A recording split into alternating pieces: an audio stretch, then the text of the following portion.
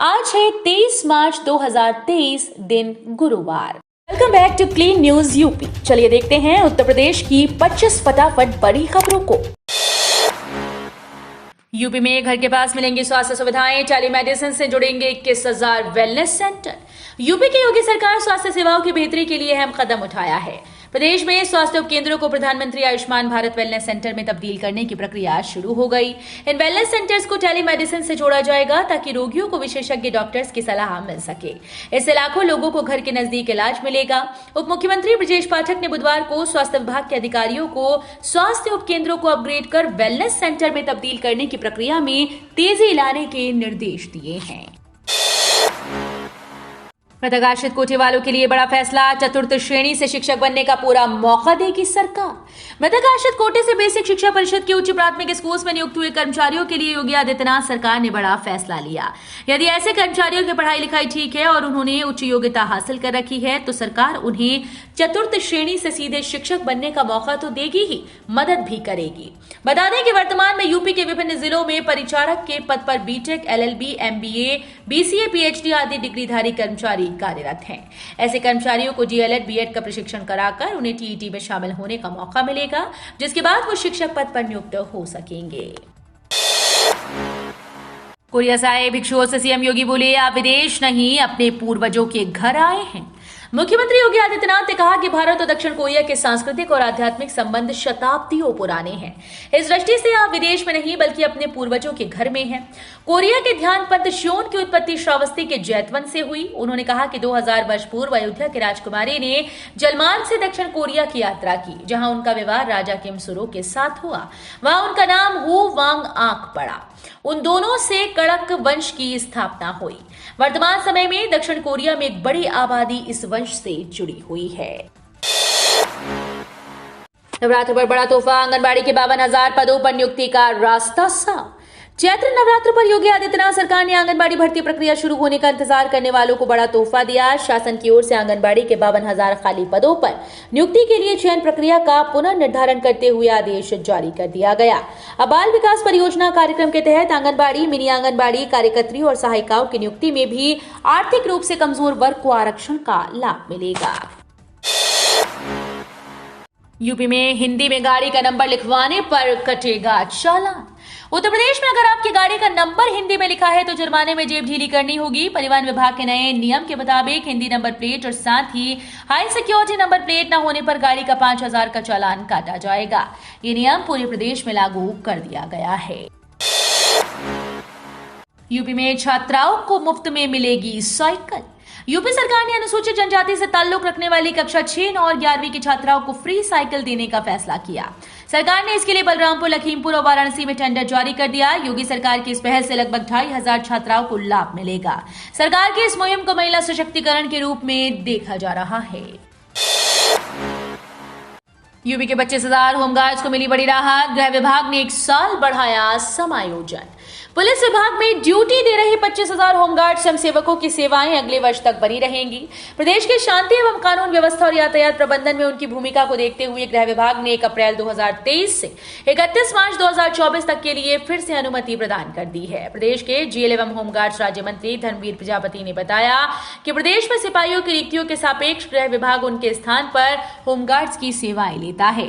कानून व्यवस्था के मद्देनजर फिलहाल 25,000 होमगार्ड स्वयंसेवकों को पुलिस विभाग में सिपाहियों की मौजूदा रिक्तियों के सापेक्ष शांति और कानून व्यवस्था में सहयोग के लिए नियोजित किया गया है। पुलिसकर्मियों की मौत पर परिजनों को मिलेगा 1 करोड़ का बीमा। यूपी में पुलिसकर्मियों की हादसे में मौत होने पर उनके परिवार वालों को 1 करोड़ तक के दुर्घटना बीमा का लाभ मिलेगा। इन सुविधाओं के लिए यूपी पुलिस और बैंक ऑफ बड़ौदा के बीच पुलिस सैलरी पैकेज के संबंध में एमओयू साइन हुआ। बैंक से करार के बाद अब ऑन ड्यूटी और रिटायर्ड पुलिसकर्मियों की आश्रित बेटी की शादी व बच्चों की शिक्षा के लिए भी बीमा कवर मिलेगा। मेरठ में बनाएगा नई टाउनशिप, शासन से मिली मंजूरी। 1.5 दशक बाद धरातल पर उतरेगी योजना। आखिरकार मेरठ विकास प्राधिकरण 1.5 दशक के बाद शहर में नई टाउनशिप बनाएगा। मेडा ने न्यू टाउनशिप के लिए ऑनलाइन सर्वे कराया था, जिसमें लोगों ने भरपूर उत्साह दिखाते हुए इसे जरूरी बताया था। इस पर मेडा उपाध्यक्ष ने शासन को प्रस्ताव भेजा, जिसको अब शासन ने मंजूरी दे दी। इससे ऐसे तमाम शहरवासियों को बड़ी राहत मिलेगी जो मेरठ में सरकारी संपत्ति खरीदने के इच्छुक हैं। मेडा ने महायोजना में शामिल किए गए सरधना, मवान और हस्तिनापुर के विकास पर मंथन शुरू कर दिया है। 5 साल पुरानी रोडवेज बसों का होगा सर्वे, यात्रियों से लिया जाएगा फीडबैक। यूपी के परिवहन राज्य मंत्री दयाशंकर सिंह ने राजधानी बसों की सेवा और बेहतर बनाने के लिए यात्रियों से फीडबैक लेने का निर्देश दिया। उन्होंने परिवहन निगम के अधिकारियों से कहा कि सोशल मीडिया पर फीडबैक लेकर मुख्यालय स्तर पर शिकायतों की नियमित समीक्षा की जाए। उन्होंने कहा कि गूगल लिंक पर इस बसों के संचालन की भी समीक्षा की जाए, जिसमें आए किलोमीटर और यात्रियों की संख्या सभी परिक्षेत्र अपने यहाँ दर्ज करेंगे।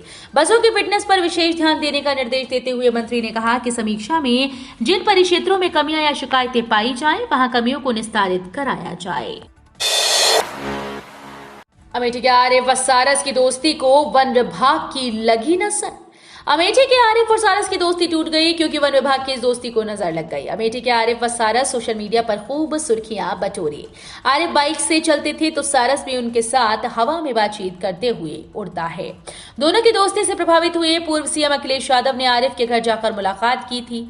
अब सारस को समसपुर पक्षी विहार में संरक्षित करने के लिए भेज दिया गया है। सारस आरिफ की दोस्ती टूटने पर झलका अखिलेश यादव का दर्द। आरिफ व सारस की दोस्ती टूटने पर सपा अध्यक्ष अखिलेश यादव ने सरकार पर निशाना साधा। उन्होंने ट्वीट में लिखा कि वन विभाग की टीम उत्तर प्रदेश के राजकीय पक्षी सारस को तो स्वतंत्र करने के नाम पर उसकी सेवा करने वाले से दूर ले गई। देखना यह है कि राष्ट्रीय पक्षी मोर को दाना खिलाने वालों से स्वतंत्र करने के लिए क्या कार्रवाई की जाती है। बता दें कि अखिलेश यादव आरिफ के घर अमेठी जाकर दोस्ती की तारीफ की थी। गोरखपुर से काठमांडू के लिए शुरू होगी एसी बस सेवा। गोरखपुर से काठमांडू तक एसी बस सेवा जल्दी शुरू होगी। सेवा शुरू करने के लिए रोडवेज मुख्यालय ने गोरखपुर डिपो को बस आवंटित कर दी। बस सेवा शुरू करने के लिए भारत और नेपाल सरकार की अनुमति पहले ही मिल चुकी है। किराया और स्टॉपेज तय कर लिए गए हैं। परिवहन विभाग परमिट भी जारी कर चुका है। ये बस सोनौली और भुजबल के रास्ते काठमांडू तक जाएगी। अब रेलवे स्टेशन पर वीडियो गेम का लुत्फ उठा सकेंगे यात्री, देना होगा मामूली शुल्क। अब यात्री रेलवे स्टेशन पर भी वीडियो गेम का मजा ले सकेंगे। गोरखपुर, बस्ती, गोंडा, बादशाह नगर, ऐशबाग और लखनऊ जंक्शन पर गेमिंग मशीन्स लगाई जाएंगी। प्रति गेम का किराया 10 रुपए निर्धारित किया गया है। गोरखपुर जंक्शन पर 10, लखनऊ जंक्शन पर 6, बस्ती, गोंडा, बादशाह नगर और ऐशबाग में एक मशीन लगाई जाएगी। गेमिंग मशीन स्टेशन के मुख्य स्थलों पर लगाई जाएंगी। प्रत्येक मशीन के लिए स्टेशन पर 10 वर्ग फीट भूमि चिन्हित की जा रही है। पीएम मोदी वाराणसी में करेंगे शिलान्यास। काशी को करोड़ों की सौगात देंगे। जिला प्रशासन प्रधानमंत्री नरेंद्र मोदी के आगमन की तैयारियों को अंतिम रूप देने में जुटा हुआ है। तय हुआ कि प्रधानमंत्री अब 28 विकास परियोजनाओं का शिलान्यास करेंगे, लोकार्पण करेंगे। इससे पहले 29 विकास परियोजनाओं की सौगात दिलाने की तैयारी थी। जालूपुर में बने पशु शवदाह को लोकार्पण की सूची से बाहर कर दिया गया है। जिला प्रशासन से मिली जानकारी के मुताबिक प्रधानमंत्री अब 1779.66 करोड़ रुपए की विकास परियोजनाओं की सौगात देंगे। मेरठ में 6 महीने के लिए बदल जाएंगे सारे रास्ते, नए रूट पर होगा ट्रैफिक डाइवर्ट। यूपी के मेरठ में रैपिड रेल प्रोजेक्ट के निर्माण कार्यों को लेकर 10 दिन में दिल्ली रोड को फुटबॉल चौक से रामलीला ग्राउंड तक 10 दिन बाद 6 महीने के लिए बंद किया जाएगा। इस दौरान शारदा रोड से दिल्ली रोड पर जाने वाले ट्रैफिक को भी दीवार बनाकर रोका जाएगा। बिजली चोरी करेगा एक भुगतेगा पूरा मोहल्ला, उपभोक्ता इन बातों का रखें खास ध्यान।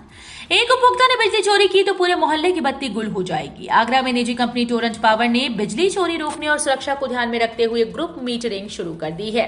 12,000 से अधिक उपभोक्ता ग्रुप मीटरिंग से जोड़ दिए गए हैं। आधुनिक टॉप अप बॉक्स में इन उपभोक्ताओं के बिजली मीटर लगाए हैं। इस बॉक्स से छेड़छाड़ की सूचना भी कार्यालय में बैठे अधिकारियों को मिलेगी। उनका दावा है कि इस मॉडल से 100% तक बिजली चोरी रोकने में वे सफल होंगे। नहीं दिखा चांद, शुक्रवार को रमजान का पहला रोजा। शिया और सुन्नी मरकजी चांद कमेटीज ने बड़ा ऐलान किया है। रमजान का चांद बुधवार को नहीं दिखा। रमजान का चांद न दिखने पर लखनऊ के मौलाना खालिद रशीद फिरंगी महली ने कहा कि देश के किसी भी हिस्से में बुधवार को चांद नजर नहीं आया। आज चांद एक बार फिर से देखा जाएगा। देश भर में शुक्रवार को रमजान का पहला रोजा माना जाएगा। कानपुर आउटर रिंग रोड का निर्माण कार्य जून से होगा शुरू। एनएचआई ने कानपुर आउटर रिंग रोड के निर्माण के लिए पहली निर्माण एजेंसी तय कर दी। मंधना से सचेंडी और सचेंडी से 60 तक निर्माण के लिए राज कॉर्पोरेशन को ठेका दिया गया है। एजेंसी जून से रिंग रोड के दोनों हिस्सों का निर्माण शुरू करेगी। दोनों पैकेज में 49 किलोमीटर रिंग रोड का निर्माण किया जाएगा। बोले अखिलेश यादव, ये जातिवाद का नंगा नाच नहीं तो और क्या है। औरैया में छत पर बम फटने से घायल 2 लड़कियों को लेकर सपा ने योगी सरकार पर हमला बोला। अखिलेश ने कहा कि दलित महिला के साथ छेड़खानी, मुस्लिम परिवार के घर पर बम फेंकना और दबंगों के द्वारा मारपीट करना, ये घटनाएं योगी जी के स्वजातियों द्वारा अंजाम दी गई। इन सभी घटनाओं में पुलिस ने दबंगों गुंडों का साथ दिया और दलित व मुस्लिमों के ऊपर उल्टा ही केस ठोक दिया। ये जातिवाद का नंगा नाच नहीं तो और क्या है। अयोध्या में राम मंदिर गर्भगृह की छत ढालने की विशेष तैयारी शुरू। 1200 मजदूर और 4 क्रेन ढालेंगे छत। अयोध्या में श्री राम जन्मभूमि पर बन रहे भव्य मंदिर के गर्भगृह पर छत ढालने की विशेष तैयारी शुरू कर दी गई। 4 क्रेन्स की मदद से लगभग 1200 मजदूर एक साथ लगकर छत ढालने का काम करेंगे। अब तक इस पर 900 मजदूर काम कर रहे थे। काम तेज करने के लिए 300 नए मजदूरों को लगाया गया है। इस महीने किसी भी दिन छत के लिए बीम और फिर स्लैब ढालने का काम शुरू होगा। तेजी से गिर रहा भूगर्भ जल स्तर, डार्क जोन में शामिल है मेरठ के ये क्षेत्र। गिरते भूगर्भ जल स्तर को रोकने के लिए समय रहते नहीं जागे तो आने वाले समय में पानी को लेकर हाहाकार मचेगा। ये गिरते भूगर्भ जल स्तर के आंकड़े गवाही दे रहे हैं। हर घर में समरसेबल लगे हैं। लोग घर, गाड़ी और सड़कों की सफाई भी भूगर्भ जल से कर रहे हैं। मेरठ शहर ही नहीं बल्कि देहात में भी भूगर्भ दोहन लगातार बढ़ता चला जा रहा है। किसान गेहूं, धान यानी अधिक पानी के प्रयोग से उगाई जाने वाली फसलों को भी अधिक उगा रहे हैं, जिस कारण भूगर्भ जल स्तर तेजी से गिर रहा है।